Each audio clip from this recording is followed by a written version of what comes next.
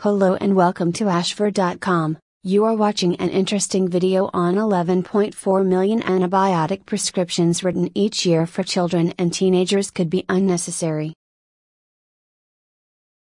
Please read this disclaimer carefully. A new study published in the journal Pediatrics suggests that 11.4 million antibiotic prescriptions written each year for children and teenagers could be unnecessary.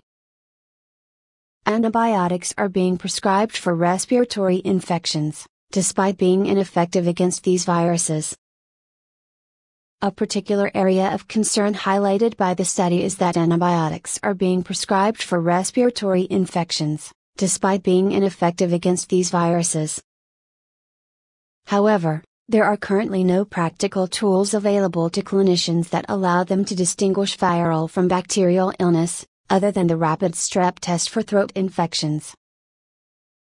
The researchers performed a meta-analysis of studies investigating acute respiratory tract infection bacterial prevalence rates during 2011.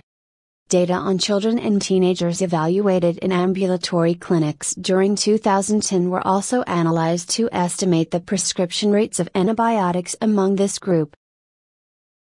The researchers estimated that 27.4% of American children with acute respiratory tract infection have bacterial illness. This estimate was calculated by taking into account the prevalence of bacteria in ear and throat infections and the extent to which pneumococcal vaccine is now preventing many bacterial infections. However, the study also found that antibiotics are prescribed in about 56.95% of visits to the doctor for acute respiratory tract infections. The authors say tools that allow doctors to tell viral from bacterial infections are urgently needed. In the meantime, they suggest that doctors factor this knowledge of bacterial prevalence into their decision-making when debating strategies with families. In that feature, Dr. Steve Solomon, director of the Centers for Disease Control and Prevention's, CDC's, Office of Antimicrobial Resistance, told us that as much as 50% of antibiotics prescriptions are unnecessary or misused, which promotes antibiotic resistance. Dr. Solomon explained.